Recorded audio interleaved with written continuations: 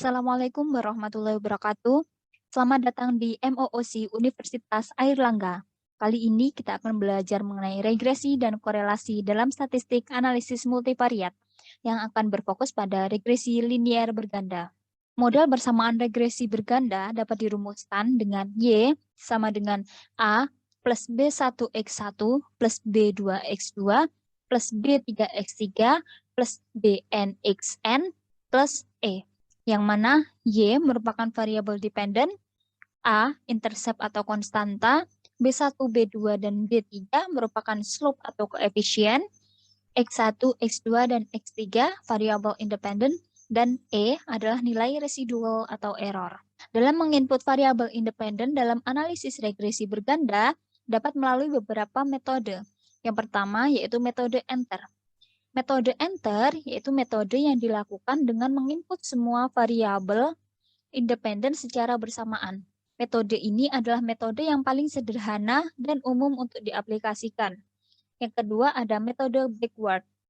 Merupakan metode yang dilakukan dengan menginput semua variabel independen terlebih dahulu, kemudian mengeluarkan variabel yang tidak signifikan satu persatu, hingga diperoleh hasil analisis yang hanya terdiri dari variabel-variabel yang signifikan. Yang ketiga, metode forward.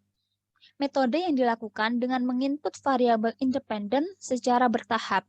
Proses ini akan dihentikan ketika variabel independen yang baru tidak bisa memberikan hasil yang signifikan. Pada metode ini, variabel independen yang sudah dimasukkan tidak dapat dikeluarkan lagi. Prosedur ini diawali dengan model persamaan yang hanya terdiri dari konstanta tanpa adanya variabel independen. Selanjutnya, menginput variabel independen yang memiliki korelasi tertinggi dan bernilai signifikan dengan variabel dependen. Langkah ini terus dilakukan untuk variabel independen lainnya dan akan dihentikan ketika sudah tidak ada lagi variabel independen yang memiliki koefisien regresi dan bernilai signifikan. Metode ini memiliki kekurangan, yaitu lama dalam proses perhitungannya. Kemudian yang keempat, metode stepwise. Merupakan penggabungan antara metode backward dan forward. Metode ini memiliki beberapa tahapan, di mana untuk setiap tahapan akan ditentukan variabel mana yang menjadi predikator paling baik untuk dimasukkan dalam model regresi. Prosedur diawali dengan menghitung nilai korelasi variabel independen dengan variabel dependen. Selanjutnya, menginput variabel independen yang memiliki nilai korelasi tertinggi dengan variabel dependen dalam persamaan regresi. Langkah selanjutnya, memasukkan variabel independen lainnya yang bernilai signifikan dan memiliki pengaruh paling besar terhadap variabel dependen. Langkah ini terus dilakukan untuk variabel independen lainnya dan akan dihentikan ketika sudah tidak ada lagi variabel independen yang bernilai signifikan terhadap variabel dependen. Metode enter merupakan metode yang paling sering digunakan untuk analisis regresi dibandingkan dengan metode yang lainnya.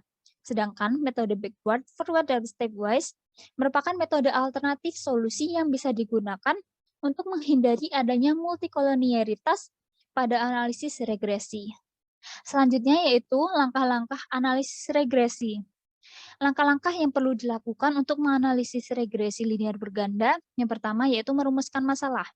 Yang kedua, membuat desain analisis regresi. Desain analisis regresi yang sangat penting adalah ukuran sampel. Ukuran sampel memiliki efek langsung terhadap uji signifikansi atau statistical power dan generalisasi dari hasil output. Ukuran sampel untuk regresi sederhana minimal 20 observasi. Sedangkan untuk regresi berganda minimal 50 sampel dan disarankan sebaiknya ukuran sampel adalah 100 observasi. Selain itu, analisis regresi memiliki syarat bahwa variabel dependen harus berupa data metrik. Yang ketiga, melakukan uji asumsi klasik. Uji asumsi klasik meliputi multikolonialitas, autokorelasi, linearitas, normalitas, dan heterokedastisitas. Yang pertama terkait multikolonialitas. Multikolonialitas merupakan korelasi yang terjadi antar variabel independen.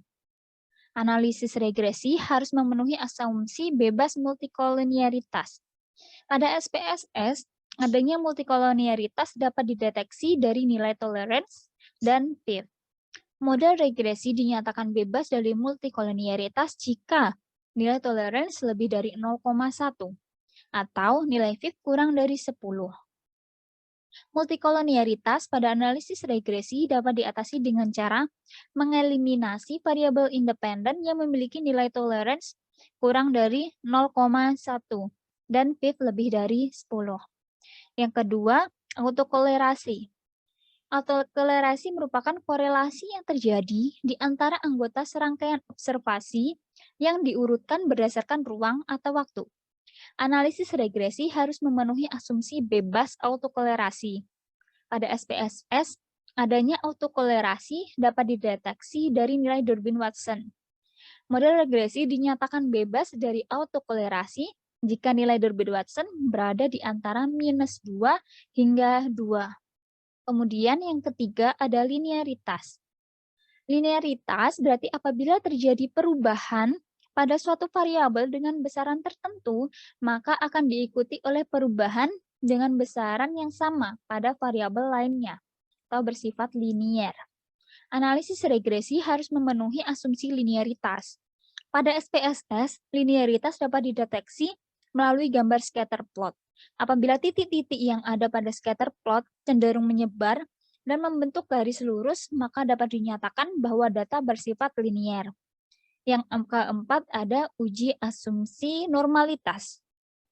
Normalitas berarti data terdistribusi dengan normal. Maksudnya, data membentuk pola distribusi seperti lonceng, tidak menceng ke kiri maupun ke kanan. Analisis regresi harus memenuhi asumsi normalitas. Apabila jumlah data observasi yang digunakan lebih dari sama dengan 30, maka data sudah dinyatakan terdistribusi normal, sehingga tidak perlu dilakukan uji normalitas. Akan tetapi, jika jumlah data observasi kurang dari 30, maka perlu dilakukan uji normalitas. Pada SPSS, uji normalitas dapat dideteksi melalui histogram dan tabel normal probability plot. Apabila pada histogram dan tabel normal probability plot, data membentuk pola seperti lonceng, yaitu tidak ada kemiringan, berarti data telah memenuhi asumsi normalitas. Selanjutnya, heterokedastisitas. Heterokedastisitas adalah ketidaksamaan varian dari residual atau nilai error untuk semua pengamatan setiap variabel independen pada model persamaan regresi.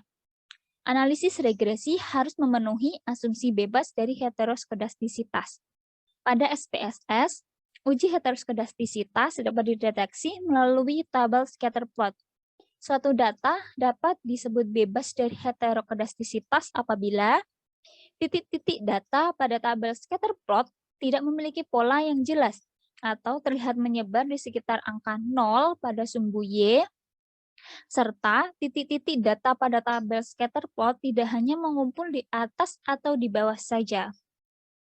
Jika terjadi masalah heterokedastisitas, solusinya yang pertama, mentransformasi data dalam bentuk line log atau len.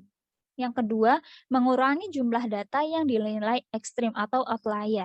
Setelah melakukan uji asumsi klasik, maka dapat dilakukan analisis hasil regresi dan uji kesesuaian model. Yang pertama ada uji T atau uji parsial. Uji T bertujuan untuk melihat signifikansi pengaruh suatu variabel independen terhadap variabel dependen secara sendiri-sendiri. Langkah-langkahnya yaitu merumuskan hipotesis nol dan hipotesis alternatif. Hipotesis nol yaitu variabel independen tidak berpengaruh signifikan terhadap variabel dependen secara sendiri-sendiri. H1 atau hipotesis alternatif yaitu variabel independen berpengaruh signifikan terhadap variabel dependen secara sendiri-sendiri atau parsial. Yang kedua, menentukan tingkat keyakinan yaitu alfa 5%. Yang ketiga, menentukan kriteria pengujian. Apabila nilai signifikansi T kurang dari alfa, maka H0 ditolak, yang artinya variabel independen berpengaruh signifikan terhadap variabel dependen secara parsial. Selain uji T, ada uji F atau uji simultan.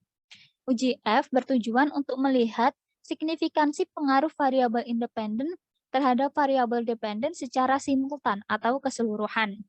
Langkah-langkah yang dapat dilakukan yaitu merumuskan hipotesis nol dan hipotesis alternatif. Hipotesis nol yaitu variabel-variabel independen tidak berpengaruh signifikan terhadap variabel dependen secara simultan. Sedangkan H1 atau hipotesis alternatif yaitu variabel-variabel independen berpengaruh signifikan terhadap variabel dependen secara simultan.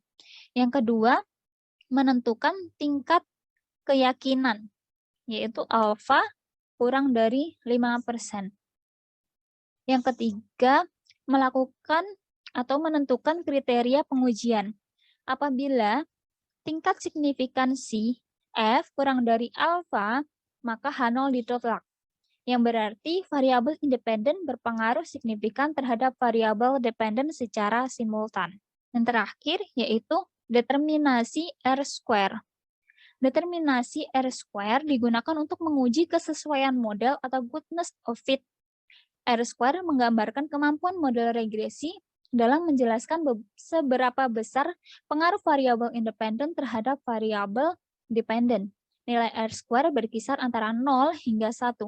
Apabila nilai R-square semakin mendekati 1, maka model tersebut semakin bagus. Yang terakhir yaitu interpretasi hasil. Oke, sekian dari penjelasan terkait konsep regresi linear berganda. Selamat mencoba. Wassalamualaikum warahmatullahi wabarakatuh.